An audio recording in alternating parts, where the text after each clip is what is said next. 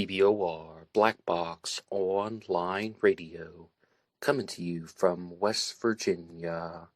BlackBoxNid88 on Instagram for the bonus podcast.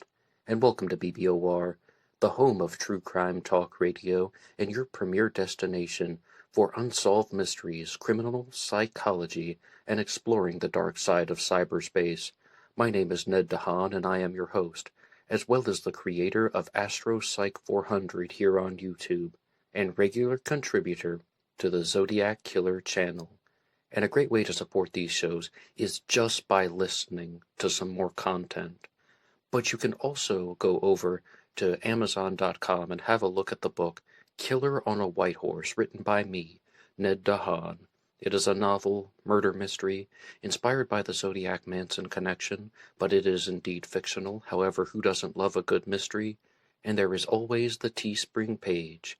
Feel free to check out some of the merchandise. And remember, being weird is not a crime. Let the show begin. Okay, hello everybody. Today is Wednesday, and on Wednesdays this year, I had been doing a regular segment about first the Long Island serial killer, and then for a while, I did a few episodes on the Axeman of New Orleans, another identified serial killer mystery, and right now I think it is time to revisit the story of the Phantom Killer, a serial killer who operated in Texarkana in 1946. And the Phantom Killer mystery is rather bizarre for a couple of different reasons. The first is that, well, it's still ongoing, the killer was never caught, and the second reason is there are so many similarities between the Phantom and the Zodiac Killer of the 1960s, even to the point where some people believe that it was a genuine copycat, meaning that the Zodiac Killer copied the behaviors of the Phantom Killer. And some people even go a step further and state that the Phantom Killer and the Zodiac were the same person. I don't personally believe that theory, but it is something that I've discussed on the channel before. And earlier this year I did several episodes about the Phantom Killer, but they were done in somewhat of a messy fashion. Some of them were done on video, where I appeared on camera. Others were done like this on the podcast, and I've been meaning to smooth over some of the details in that particular series. So in this episode, I would like to revisit one of the sources that I used from the first Phantom Killer series earlier this year, and that is the biography on Lone Wolf Gonzalez by Brownson Malsh. Lone Wolf Gonzalez was one of the investigators in the Phantom Killer case. I also have two other episodes about him here on this channel, where I was looking at some of the other stories in his biography. One of them is on the 1927 Santa Claus bank robbery, and another one is on the largest manhunt in the history of Texas, and those are the titles of the episode. And of course, I invite you to like and subscribe. You can share this episode with your friends and family if they're into true crime and unsolved mysteries. And a great way to support all of these efforts is to go over to BuyMeACoffee.com. There's a link to that in the description box. This allows you to make a donation or contribution to help support the show, and anybody who makes a donation will get a shout-out on Zodiac Monday. Every Monday is Zodiac Monday here on Black Box Online Radio. But yes, indeed, Lone Wolf Gonzalez was an investigator in the Phantom Killer case, which is also known as the Texarkana Moonlight Murder Story. And I'm going to go right to Brownson Malsh's book on page 160. The first attack came on the night of February 22nd of 1946 on a Lover's Lane, a popular resort for dating couples adjacent to Spring Lake. 23-year-old Jimmy Hollis, accompanied by 19-year-old Mary Jean Larae, had driven to the lane. He stopped his car, turned off the ignition and the lights, after which they had sat and talked quietly. Within a few minutes they were hearing the crunch of a footstep and the gruff voice of a man, and he was standing by the side of the car, with only the starlight and the reflected glow from the nearby city to illuminate the scene. The couple perceived that the man wore something over his face which appeared to be a white handkerchief with holes cut out for his eyes. He turned on a flashlight, partially blinded them with its beam, brandishing a pistol, and he ordered them to get out of the car. Then he commanded Hollis to loosen his belt and drop his trousers, which he did. At that instant the man struck him in the back of the head with the pistol, using such force that Hollis's skull and several vertebrae were fractured. The victim fell to the ground as if dead. Now, that is a particular detail that is not mentioned too frequently, that the vertebrae of Jimmy Hollis were fractured, but the skull fractures are discussed frequently in other sources. But an interesting note about this is that both victims would survive the attack, and that was the extent of Jimmy Hollis's injuries. He was able to live and give the description of this person who is wearing what appears to be a pillowcase over his head, a sack, some type of mask, and this becomes the birth of the Phantom Killer, because the Phantom Killer will succeed in future crimes, and there will be all sorts of disputes as to what is actually going on. And I first learned about the Phantom Killer mystery back in 2019, and at the time, I was processing the information so differently. I was just like, oh my goodness, these are similar crimes compared to that of the Zodiac Killer. And at the same time, I was overlooking certain key details. And let's move on, though, to the Phantom Killer's next attack. On the night of March 24th, Richard Griffin, age 29, and Polly Moore, age 17, drove to Spring Lake Park, Lover's Lane area. Griffin pulled his car up to the side of the gravel road more than 250 feet from Highway 67, up on the gravel road, and the attack that night could not be described as the ordeal as Hollis and Larae had done, because both victims passed away. The next morning, the bodies of Griffin and Moore were discovered. Both of them had died from gunshot wounds to the head. Okay, but though, did you hear that date, though? March 24th of 1946, and the first crime was on February 22nd, so for all intents and purposes, there is more than a month that has gone by since the first attack. Very bizarre that the Phantom Killer, as we're going to see, is going to have a set of crimes that are going to get closer and closer together. Now, is this going to be a killer that is growing in confidence, or are there going to be multiple participants? But I think what is really saddening is that, firstly, both victims passed away. Rest in peace to Richard Griffin and Polly Moore, but they were not able to provide the descriptions of the killer because, as I said, they are deceased. So we do not get a description of the Phantom in that white hood again. So was he even wearing it? And it really comes from the attack on Hollis and Larae that allow us to see that there was this perpetrator stalking Lover's Lanes wearing the white hood, and most likely, that happened.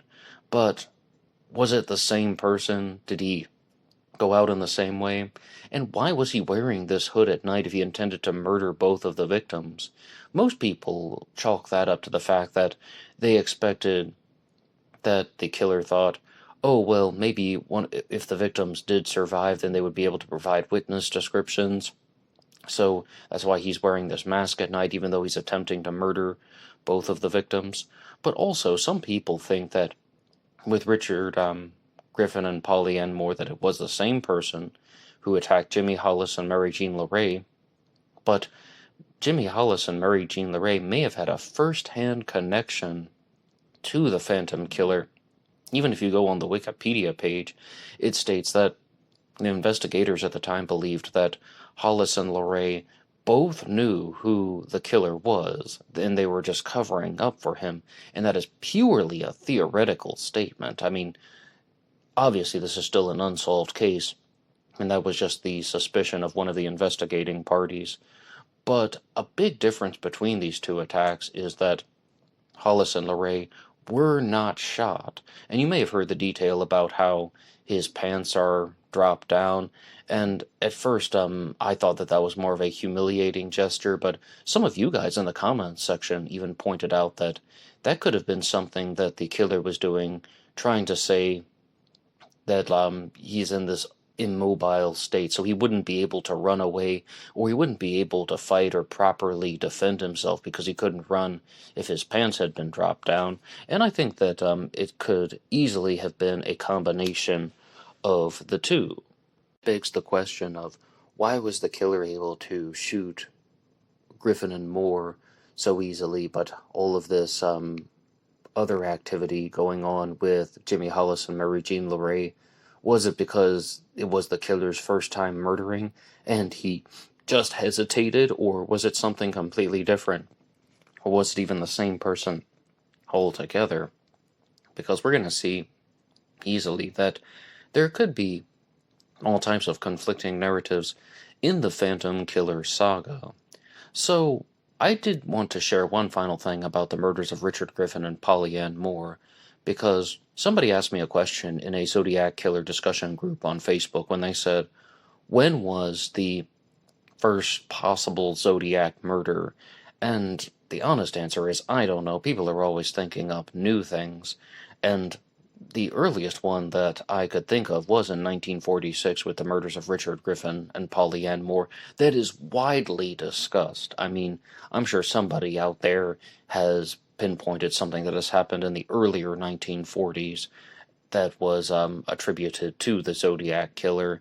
And I did an episode on the channel Horizon Eye Productions. Oh, I narrated it anyway, participated in the creation of that video, called The World of the Zodiac Killer, 50 Years of Terror, which made an attempt to list all of these crimes that have been attributed to the Zodiac Killer, and the different theorists and the competing viewpoints, and everything under the sun and in the darkness.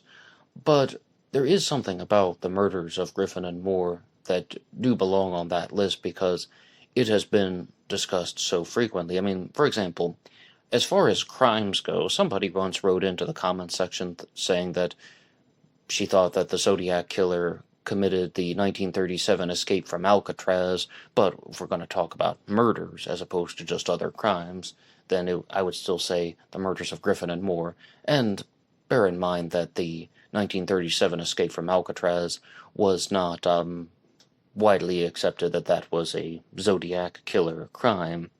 But I would like to continue with the book here from Bronson Moss when he writes, when the bodies of Griffin and Miss Moore were found, hundreds of people flocked to the lane, effectively obliterating footprints, tire tracks, and any other evidence that might have been of value to the police. Latent fingerprints on the car were smeared by the hands of the throng.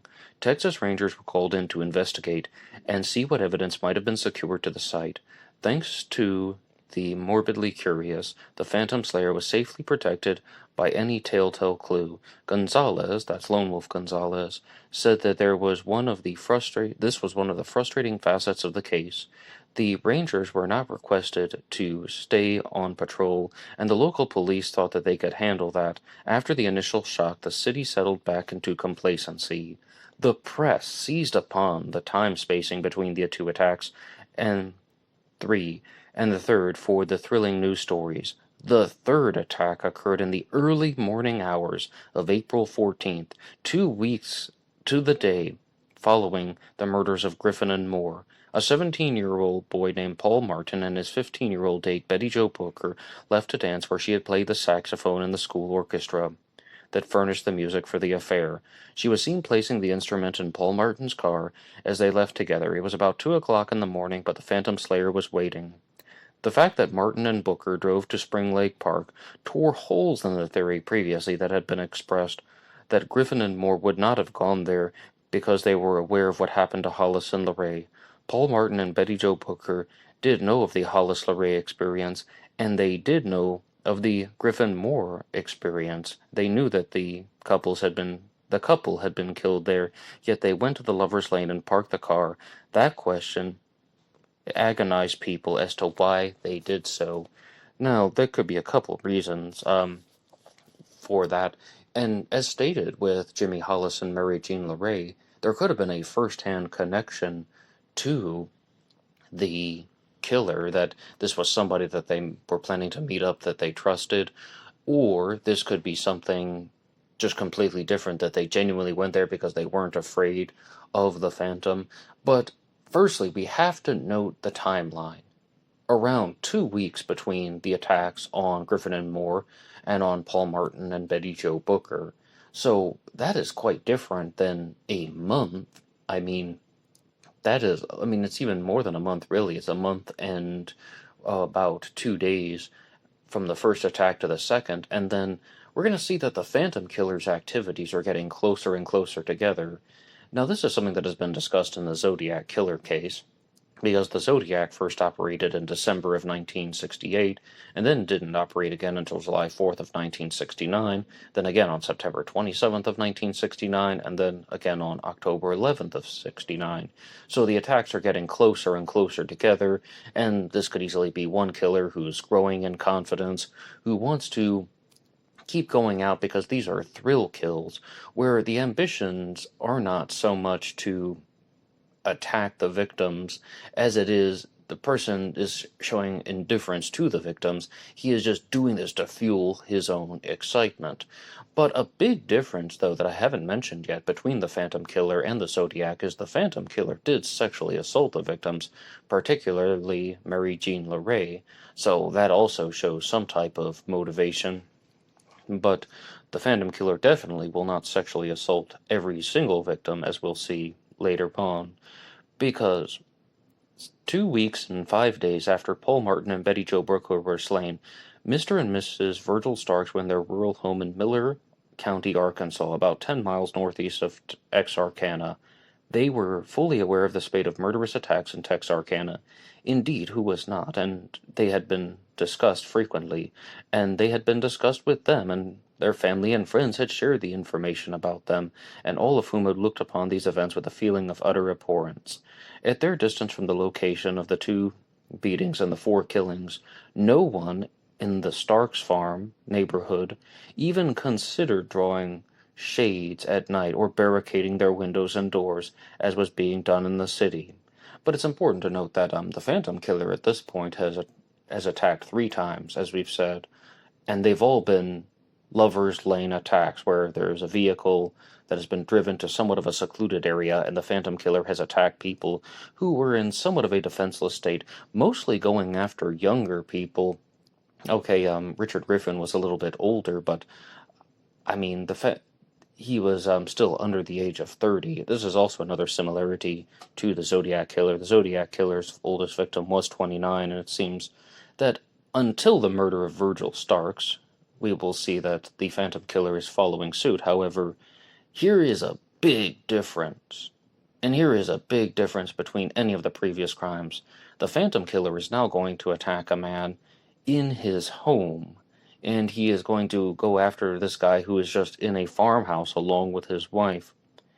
At their distance from the locations of the 2 beatings and the 4 killings, no one in the farm neighborhood even considered drawing the shades or barricading the windows as was being done in the city. But the Phantom Killer had selected the Starks as his next victims. Beyond question, he knew of the intense coverage officers were providing in Texarkana, and he was obliged to go elsewhere for his gratification. In the aftermath, it was wondered how he happened to choose the Starks.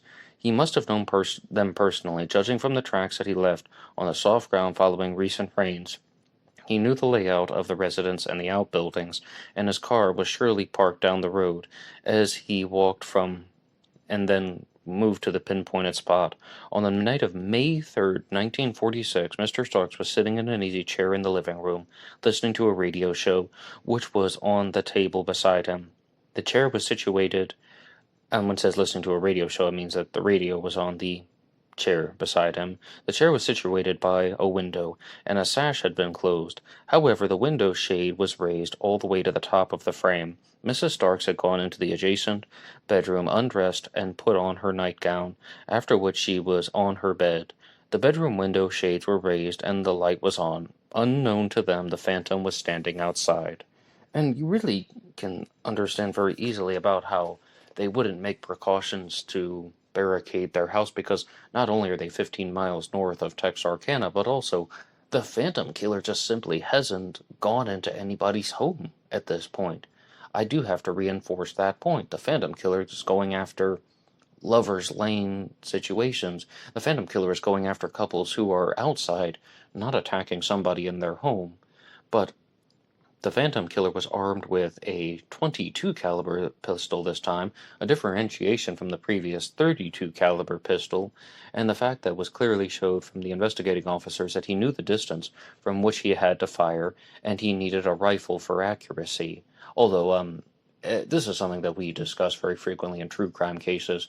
22 caliber ammunition is almost completely interchangeable between handguns and rifles. So this happens very frequently. Some people say that, well, if someone's carrying a 22, it must have been a rifle. Not necessarily, and I mean, perhaps ballistics experts can tell the difference in some cases, but in terms of general discussion, we if no one saw the gun, it's possible that it could have been a pistol. Soon after Mrs. Starks reclined on her bed, she heard the crash of breaking glass over the sound of the radio. She did not detect the crack of the rifle from outside. She jumped and then ran to the door between the two rooms, from which she saw her husband standing in reflex action. Blood was streaming from his head. Then she sank back down into the chair and brushed to his side. Mrs. Starks lifted his head in absolute horror. Yes, that's Mrs. Starks lifting the head of her husband. Then she turned and ran to the wall to the telephone to call for aid. It was an old type instrument. She cranked it twice to signal the operator and was simultaneously staggered by a shot that shattered her jaw. Instantly, another shot struck her in the face. Mrs. Starks groped her way into the bedroom and then reeled into the darkened kitchen, frantic with fear and pain. She realized that the unknown attacker was tearing at the screen at the kitchen window that opened the back porch. The door was fastened in wild flight, and then she ran through the living room and out the front door, not knowing what she might encounter there. She made her way to a house that was not far from their home. Mrs. Starks continued running and got to the next residence down the road, where she fell down in the arms of a friend, stunned by what they saw. The alarm was called into the Miller County Sheriff's Office, but by that time the officers, accompanied by Lone Wolf Gonzalez, reached the Starks' home. The killer had vanished, and they found that he had entered the house through the kitchen window and tracked his footprints from a pool of blood of Mr. Starks' fatal wounds. It appeared that he even stopped to smear his hands in the blood. Sickening. No one had could have foretold it at the time, but that was the last attack made by the Phantom Slayer. What brought the murders to an end? Why? What was the basis for this? And for speculation in the years that followed. During the 71 days from February 22nd to May 3rd of 1946, 5 innocent persons had been slain and 3 had been cruelly injured. Had the Phantom Killer's lust been satisfied? Had he gone to another part of the nation? Was he still alive? And those are some very good questions that are asked by Brownson Malls, and the honest answer is I don't know, but this series will attempt to find some answers in that. But there's a very particular question that was not asked, and that is, were all these crimes committed by the same person? Now, to share some additional details about the murder of Virgil Starks, because I've talked about this case previously on the channel, number one reason why the killer ran away is because this friend that was able to rescue Virgil Starks' wife fired a gunshot into the sky to warn off the killer, and it appeared that that was successful, but also that Virgil Starks' wife, Katie, did not get a good look at the killer at all. All she knows is that someone is firing gunshots at her, and that she didn't see the killer. She didn't know if he was wearing a hood or not. So there is no solid witness description of the Phantom Killer after the attack on Jimmy Hollis and Mary Jean Larae. And there is not a consistent pattern of gunshot and ballistics evidence to link all of the crimes together. Now, just from the sources that have been made publicly available, it does appear that the same firearm was used in the attacks on Griffin and Moore as the ones on Booker and Martin, so that is a commonality. But with the Starks murder, a 22 caliber is used as opposed to a 32 caliber, and in this book here, Lone Wolf Gonzalez by Brownson Malls, it states that it's a 38, but from reading about it in the past, it seems like almost all other sources state that the gun used in the second and third attacks was a 32 caliber automatic pistol, not even semi-automatic, but an automatic pistol. And does that not give you some room for doubt that there even was a single Phantom Killer? But the issue is, I don't see how this could be a hoax, like there's a Jack the Ripper hoax theory or a Zodiac Killer hoax theory. The idea that the media intentionally fabricated information to link these crimes together, I don't see how that could have happened, because there aren't letters that are written by the killer. There aren't phone calls that are made by the killer saying something like, "If you go 2 miles down the road, you'll see 2 kids by Spring Lake Park. I'm the one who did it. I also killed the kids last March." There's not some jerk making phone calls like that. Instead, you have 4 sets of crimes, and really 4 nights of activity, in a very short time frame, from February to March of 1946. One of them is a beating, 2 of them have the .32 caliber used, and the final crime is a home invasion using a .22 caliber. And what I was really trying to just explore the smallest bit in the most recent Phantom Killer series was, is it possible at all that there was a little bit of mass hysteria going on, that people began to think that all of these crimes were connected when possibly they were not? Now, if the attacks on Griffin and Moore and Booker and Martin were all committed by the same person, oh yes, there was a Phantom Killer. I mean, there's your Phantom Killer. And if there was somebody wearing the white hood who did indeed attack Jimmy Hollis and Murray Jean LaRae, then that as well. Then that story is most likely true, and it's not purely mass hysteria. It's just some of the details have muddied the waters.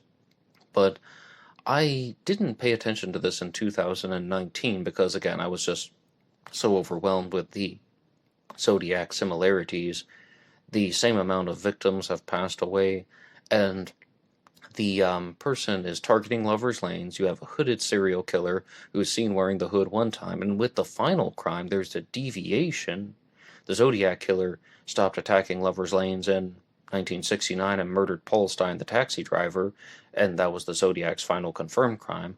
The Phantom Killer then deviates from attacking lovers' lanes and goes to attack Virgil Starks and Katie Starks in his home, in their home, that is. But I do not see any strong connection to the Phantom Killer with the Starks murder. Then, was that just someone who targeted them specifically for a different reason? Was it not a bloodlust murder, and that was a personal vendetta that somebody had with the Starks? I simply do not know, but I lean toward that. And again, if you get online and read about this stuff, I believe it's also even shared on Wikipedia, that by 1948 the authorities were distancing the murder of Virgil Starks from the other Phantom Killer crimes because it's very different. Now let's provide some contrasting evidence. Number one, there were 3 sets of Lover's Lane attacks, and Jimmy Hollis and Mary Jean LaRae were not shot. Therefore, they don't know what type of gun was used. And the reason why there's this deviation from the .32 caliber pistol to the .22 is stated very clearly in Bronson Malsh's book, that the killer knew a little bit about guns, and he was targeting Virgil Starks from a distance, so using the .22 was a better option than using the .32 automatic pistol. And also at the time, the authorities were staking out lovers' lanes with decoys waiting for the Phantom Killer to attack, and some things that are explored very early on is just, this is absolutely consistent with one person. He is going to commit these crimes, and then he's going to deviate from the pattern to confuse the authorities. It is purely the activities of a spree killer, that he's going to start committing crimes in a particular way and then change them. And you do see this with several different cases. Jack the Ripper, the Zodiac. With the New Orleans Axeman, it's a little bit different because it's so difficult to pinpoint when the Axeman was actually first operating, and some people swear that the Axeman began operating in 1910 and committed a series of homicides and then went dormant for a few years and then resurfaced in 1918. Other people think that it's only the 1918 and 1919 murders. And also, there appears to have been some odd choices in the Axeman victims, because that is a very different case than the Phantom Killer. The Axeman is primarily attacking people who own grocery stores. That's right, grocers. And they are of Italian descent. but some of the Axeman's victims were not Italian, such as the Bessemer and Low attack and the Schneider attack.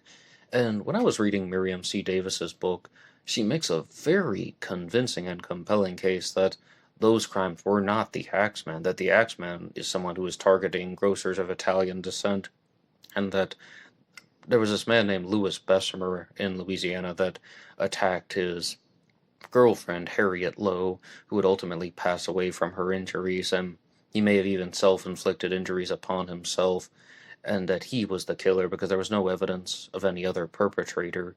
And then there was another attack on the Schneiders where Mrs. Schneider was hit over the head with a lamp, and then someone stole a hatchet and an axe and one of her dresses, and the dress was found bloodied underneath the porch of someone else's house. And again, that sounds more like a botched burglary where somebody grabbed an axe and a hatchet, mind you, to try and make it look like the Axeman. Maybe they didn't expect Mrs. Schneider to wake up, so then the perpetrator struck her with a lamp and then stole the axe to try and pass it off as the Axeman. Because even in 1918, people were thinking about the crimes, and people would share and gossip about the crimes.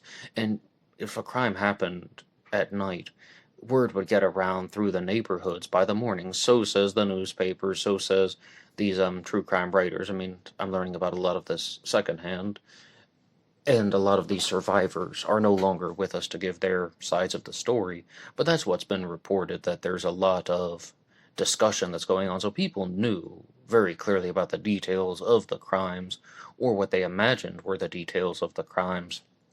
And with the Phantom Killer, I think that that's definitely happening.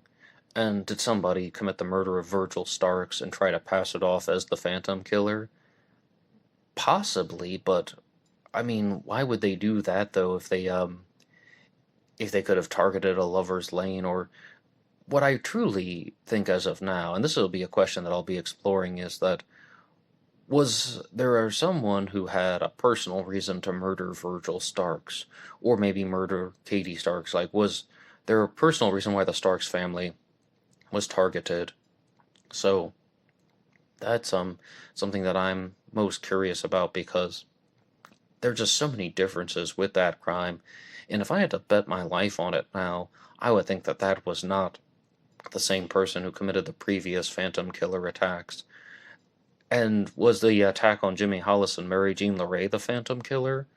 If I had to make a decision now, I would say probably yes, only for the fact that there are so many similarities, and maybe it is the killer who was not quite in his state of psychopathic confidence as of now, but I have a lot of doubts about that crime even being connected in this whole mystery. And one thing that is, again, different than the Zodiac Killer mystery is that in the Zodiac's second and third attacks, the victims survived, Mike Michaud and Brian Hartnell, respectively, from the second and third attacks. With the Phantom Killer, all the victims are dead, so a lot of the witness descriptions have not come out. I mean, the victims were not able to provide any detail at all about the attacker. But what do you think so far about any of the details that you've heard? And what do you think about how there's this possibility that the media might have looked at unconnected murders, such as the Starks murder, and attributed that to the Phantom Killer, or created this image of hysteria that there could have even been a different perpetrator in the Hollis and Larae attack compared to the second and third attacks? And I'm very open to that possibility. Just because I said I would, if I had to make a decision now, I would say yes, it's the Phantom Killer.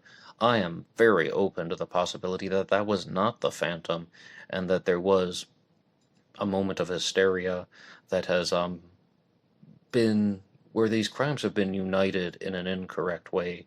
But what do you think so far? And welcome to this new series on the Phantom Killer. And please tune in every Wednesday as I will continue to go through the information. And if you would like to hear more about one of the investigators in the case, I invite you to read Lone Wolf Gonzalez, Texas Ranger by Brownson Malsh. And as I said, I have 2 other episodes about him on the largest manhunt in the history of Texas and the 1927 Santa Claus bank robbery. Well, that's all for me now. Anybody can write the show at BlackBoxOnlineRadio@AOL.com. You can also get me on Facebook. My personal Facebook is in the description box. And there is always BlackBoxNed88 over on Instagram. And I will see you there for the bonus podcast. Until next time.